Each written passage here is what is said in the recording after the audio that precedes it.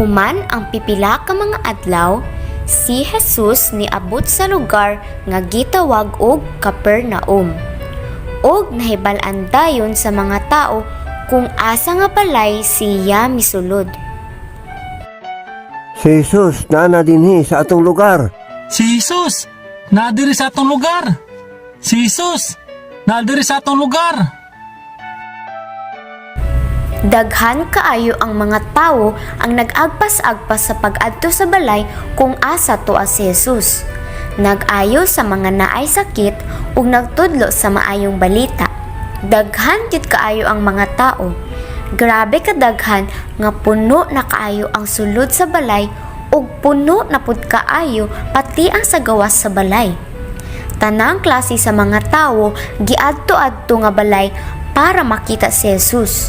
Mga Pariseyo, mga magtutudlo sa balaod, mga ordinaryo nga mga tao, ug daghan kaayo ang mga masakiton nga mga tawo.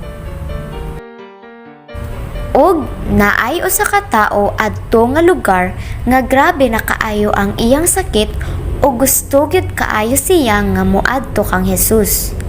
Apan naa siya'y problema. Usa siya ka paralitiko. Dili niya malihok ang iyang lawas. Naalang siya kanunay sa iyang banig ug magsigi na lang tawon siyag huna-huna sa iyang makaluluoy na kahimtang. Siya nagtuo nga si Jesus ra gyud ang makaayo sa iya. Apan siya naay upat ka mga maayo nga mga amigo nga malipayon nga giasa siya o gidala siya paingon didto kang Jesus. Kada isa sa iyang mga amigo gigunitan ang matag kilid sa iyang banig o gisakwat dayon nila siya. Apan sa pag-abot nila didto sa balay kung asa tuwa si Jesus gapang-ayo sa mga masakiton, dili sila makaduol kang Jesus kay dili sila makasulod tungod sa kadaghan sa mga tao. Ug walay magpalabay sa ila para makasulod sila sa balay. Ang tao nga paralitiko nabalaka nga dili na gayud niya makita si Jesus. Unsa pa ba kaha ang mahimo niyang buhaton kauban ng iyang upat ka mga amigo? Dapat makahuna-huna gayud sila ug pamaagi para makasulod sila sa balay. Ang gibuhat sa iyang mga amigo, gisakwat siya pasaka didto sa atop sa maong balay ug ila dayong gibuhatan og agianan ang atop. Dako ang agianan nga moigo ang taong paralitiko nga naa sa iyang banig. Gihiktan dayon nila ang banig og pisi ug ila kining hinay-hinay nga gitunton pakanaog didto sa sulod sa balay. Ug ang paralitiko didto gayod nakatunong sa atubangan ni Jesus. Sa pagkakita ni Jesus sa paralitiko, siya miingon, Anak, gipasaylo na ang imong mga sala. ang mga Pariseyo ug ang mga magtutudlo sa balaod wala nalipay ani nga panghitabo. Kay sa ilang hunahuna, ila naman gibalibaran sa pagtabang ang maong paralitiko tungod sa iyang mga sala. Nganong gasulti mani nga tao aning mga butanga? Mahimo ba nga si Jesus ang makapasaylo sa mga sala? Ang Diyos lamang ang makapasaylo sa mga sala. Si Jesus nakabalo dayon unsa ang naa sa huna-huna aning mga magtutudlo sa balaod. Og si Jesus mitubag sa kanila. Nganong gaw-nahuna man kamo ini mga butanga? Ang mga tao kinahanglang tabangan. Asa man ang masayon? Ang moingon nga ikaw gipasaylo na? O ang moingon nga ikaw naayon na? Sa dili madugay kamo makabalo nga ako mahimong makapasaylo sa mga sala dinhi sa kalibutan. Dayon, si Jesus miatubang pagbalik sa taong paralitiko og miingon, Tindog, dalaha ang imong banig, ug lakaw, balik sa imong balay. Og diha-diha dayon nalihok na sa tao ang iyang mga tiil ug ang iyang mga bukton. Hingpit na siyang naayo. Ug siya mitindog, gilukot ang iyang banig, dayon iya kining gibitbit pagawas ug siya mouli sa iyang balay. Ug siya gipalabay na sa mga katawhan. Silang tanan natingala ug naghimaya sa Ginoo nga nag-ingon, Wala kami sukad nakakita sama niini. ug ang upat niya ka mga amigo nalipay gayod ug ayo nga ilang gidala ilang amigo padulong didto kang Jesus. Ikaw, naa ba kay amigo nga gusto nimo dalhon kang Jesus? Human ang tibuok nga adlaw sa pagwali diha sa daplin sa usa ka lanaw, giingnan ni Jesus ang iyang mga disipulo. Adto ta sa pikas nga bahin ni aning lanaw. Sige, magtutudlo. Amo na dayong iandam ang baruto para sa imo. Ug si Jesus, kauban ng iyang mga disipulo, misakay sa baruto ug miadto na sila sa pikas bahin sa lanaw. Samtang sila naglawig, si Jesus nakatulog. Ug sa tunga-tunga sa ilang pagbiyahe, adunay kusog kaayo nga bagyo nga miabot.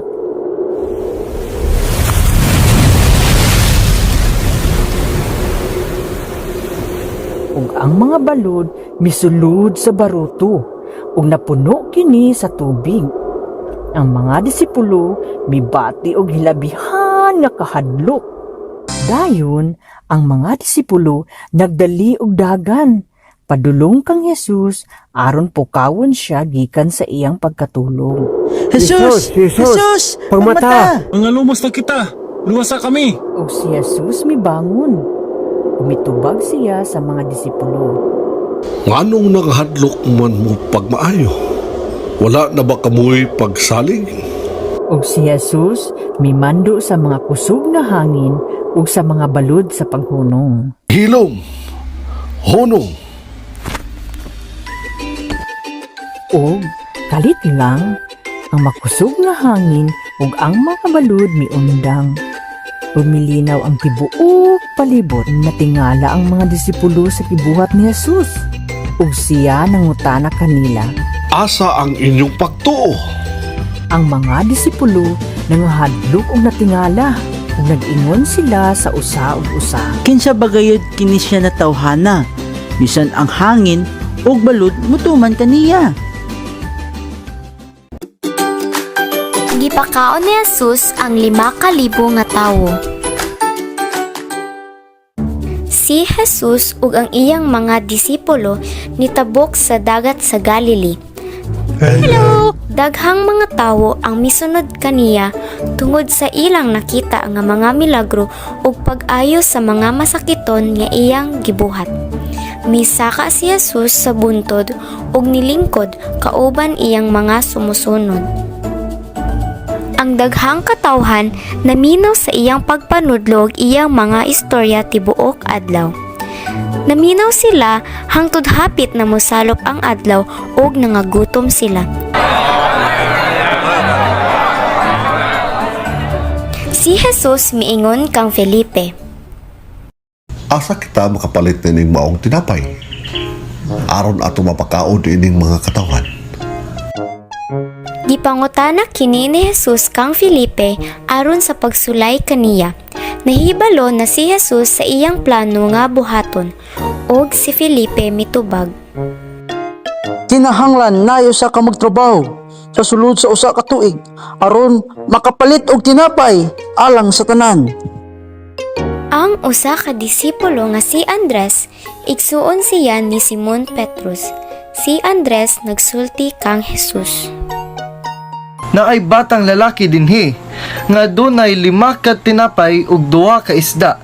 Apan dili kini paigo sa daghan kayong tawo. Ingna ang mga katauhan na maglingkod. Daghang sagbot nining dapit. Adunay 5,000 nga mga tawo nga nanglingkod didto. Gikuha ni Jesus ang tinapay ug ang isda. Nagpasalamat siya sa Ginoo alang sa pagkaon ug gipanghatag sa mga tawo nga nanglingkod didto. Gihatagan sila kutob sa ilang gusto kaunon. Nangabusog silang tanan. Sa tapos nila makakaon, nag-ingon si Jesus sa iyang mga disipulo. Tiguma ang nabilin isda o tinapay. Ayaw usiki bisan gamay. Ilang gitigom tanang nabilin ug ilang napuno ang 12 kadagkong sudlanan sa mga tinapay nga nabilin. Ang katawhan nakakita sa milagrong gibuhat ni Jesus. Sila nagsulti nga si Jesus ang tinuod nga propeta nga mianhi sa kalibutan. Usa ka adlaw, naay isa ka Hudiyo nga nagbiyahe gikan sa Jerusalem paingon sa Jericho. Ug kalit lang siya nga gikulata sa grupo sa mga kawatan. Naitaw padulungay. Ali, ato siyang kulatahon og kawaton nato tanan iyang butang. Ug gikulata sa mga kawatan ang kadtong tawo. Gikuha nila tanan niyang butang, nakip ang iyang gisulog nga sinina ug sila nang lakaw dayon. Gibiyaan nila ang tawo nga kalamatiyon ug makaluluoy. Ayaw! Paligon tayo ko! Ayaw! Ayaw! Ayaw! Tabang! Sa paglabay sa mga oras, naay usa ka pari nga miagi sa maong dalan. Pero sa pagkakita niya sa tawo nga kamatyonon, ang pari miagi sa pikas nga dalan. Hala! Unsa na? Patay nga tao. Mas maayo kung dinhi na lang ko sa pikas nga dalan moagi. Sa pareho nga pamaagi, naay Levihanon nga miagi usab sa dalan nga giagian sa pari. Ug pareho usab sa pari, siya miagi sa pikas nga dalan pagkakita niya sa tawo nga kamatyonon. Kaluy ba ato nga tao? Dili kayo na ko siya kaya makita kayong adto ang kahimtang. Dayon, naay usa ka Samaryahanon, tawo nga dili amigo sa mga Hudiyo. Niagi usab siya sa maong dalan. Pero sa pagkakita niya sa tawo nga makaluluoy og kalamatyon, siya mibati og kaluoy sa iyaha. Pagkagilgig ba sa tabo na ning tawhana? Unta, buhi pa ni siya. Grabe ang naiaguman niyang mga bunok. Ug naputos sa dugo ang iyang lawas. Kadali lang, magita usa ko og duol nga lugar na pwede nimo mapahulayan. Ug ang tawo, iyang giduulan o giatiman iyang mga samad, pinaagi sa pagbutang og lana ug bino. Iya dayon kining gikarga sa iyang kaugalingon nga asno o gidala sa usa ka balay pahulayan. Ug padayon niya kining giatiman. Ang tawo nagpahulay sulod sa balay pahulayanan sa tibuok nga adlaw. Pagkasunod nga adlaw, ang Samaryahanon nagdala og 2 ka dinari ug iya kining gihatag dito sa gabantay sa balay pahulayan. Og siya miingon, Mamalihog ako kaninyo sa pagpadayon sa pagkatamad kaniya. Ako magpasaling nga ako magabayad kaninyo sa akong pagbalik sa inyo unya tanang magasto alang kaniya. Goodbye, goodbye to you and you and you. Goodbye, goodbye, my God bless you. Goodbye, goodbye to you and you and you. Goodbye, goodbye, my God bless you.